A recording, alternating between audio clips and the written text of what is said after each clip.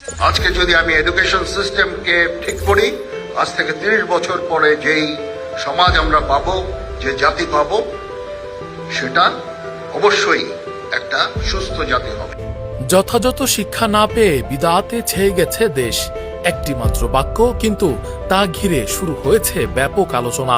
কেন এমন মন্তব্য করলেন বাংলাদেশ সেনাবাহিনীর প্রধান জেনারেল ওয়াকারুজ্জামান?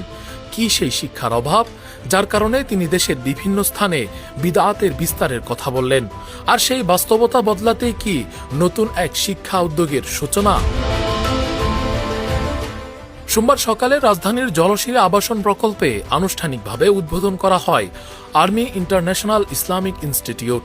একই সঙ্গে ভিডিও টেলিকনফারেন্সের মাধ্যমে বরিশাল, সাভার, বগুড়া, সিলেট, চট্টগ্রাম, কুমিল্লা ও যশোরে প্রতিষ্ঠাতব্য আরও 7টি শাখার ভিত্তিপ্রস্তর স্থাপন করেন সেনাপ্রধান। উদ্বোধনী অনুষ্ঠানে বক্তব্য দিতে গিয়ে জেনারেল ওয়াকারুজ্জামান বলেন, দেশের শিক্ষা ব্যবস্থার উন্নয়ন ও মানব সম্পদ গঠনে বাংলাদেশ সেনাবাহিনী শুরু থেকেই গুরুত্বপূর্ণ ভূমিকা পালন করে আসছে।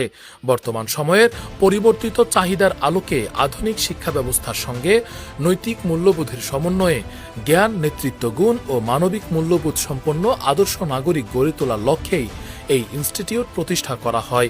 ইসলামিক ভ্যালুস গুলো থাকবে, মডার্ন এডুকেশন থাকবে, সোসাইটি লাভবান হবে, সেই উদ্দেশ্যে এই ইনস্টিটিউশনগুলো ক্রিয়েট করা। তিনি জানান, এখানে কেমব্রিজ কারিকুলাম ভিত্তিক ইংরেজি মাধ্যমের আধুনিক শিক্ষা পদ্ধতির পাশাপাশি মূল্যবোধ ভিত্তিক ইসলামী শিক্ষার সমন্বয় ঘটানো হবে, যাতে শিক্ষার্থীরা আন্তর্জাতিক মানের শিক্ষা অর্জনের পাশাপাশি নৈতিকতা ও আদর্শে সমৃদ্ধ হতে পারে।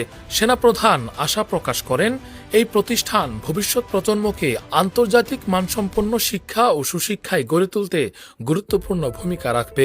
উদ্বোধনী অনুষ্ঠানে সেনা সদরের প্রিন্সিপাল স্টাফ অফিসারগণ, বিভিন্ন ডিভিশনের জেনারেল অফিসার কমান্ডিং, ঊর্ধ্বতন সামরিক কর্মকর্তা, প্রতিষ্ঠানের সঙ্গে সংশ্লিষ্ট বিশিষ্ট ব্যক্তিবর্গ, শিক্ষক, শিক্ষার্থী, অভিভাবক এবং গণমাধ্যম কর্মীরা উপস্থিত ছিলেন। রাকিবুল ইসলাম রইস, ফেজ দ্য পিপল।